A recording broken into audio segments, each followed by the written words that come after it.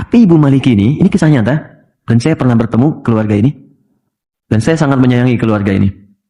Tinggal di daerah, sekarang jadi petani. Tadinya guru, Bu, punya anak di kampus, anaknya memutuskan untuk berhenti kuliah, untuk berbakti pada ibunya.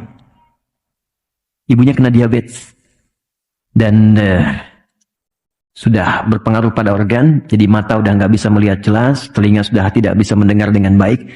Anaknya merasa, kalau saya kuliah, ini biayanya akan ketarik ke kuliah. Maka anaknya memutuskan berhenti untuk berkhidmat kepada ibunya, dan agar fokus biaya untuk pengobatan ibunya. Dan hanya berpikir, ini ibu sudah melahirkan saya, mengandung saya, maka ini saatnya saya berbakti kepada orang tua. Ini keluarga sangat soleh.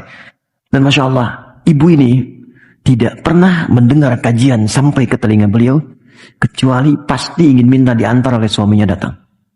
Di ahli majlis taklim. Walaupun dalam keadaan sulit akan minta digendong. Pak tolong antarkan, Pak tolong antarkan.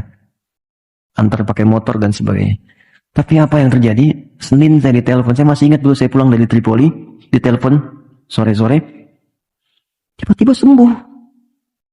Sembuh teman-teman. Tapi Masya Allah, dan dalam sembuhnya beliau datang ke kamarnya. Ini kisah nyata. Dia beliau dibuka lemarinya, terus cari pakaian paling bagus. Dipakai oleh beliau dandan gitu. Udah gitu masuk ke ruangan tengah, dipanggil anak-anaknya dengan suaminya. Pak sini, nak sini, datang gitu kan. Masih kaget, gak bisa tanya, kok bisa seketika gitu, sehat, sembuh, datang. Terus minta bikinkan susu katanya. Dibuatkan susu. Dibikinkan duduk semua, tengah, duduk. Kemudian minta pada anaknya untuk dibacakan Al-Quran. Nak coba baca Quran deh. Anaknya baca.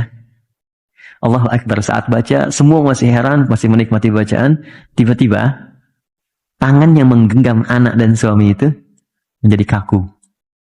Ternyata saat dibacakan Quran itu, beliau sudah pulang menghadap kepada Allah Subhanahu wa Ta'ala. Wafat dengan dibuatkan minuman air susu oleh anak yang pernah disusuinya. Dan wafat diantarkan dengan bacaan Al-Quran pada anak yang pernah dididiknya. Dan wafat dalam keadaan mengenakan pakaian terbaiknya, yang paling halal yang ia miliki untuk menghadap Allah Subhanahu wa Ta'ala.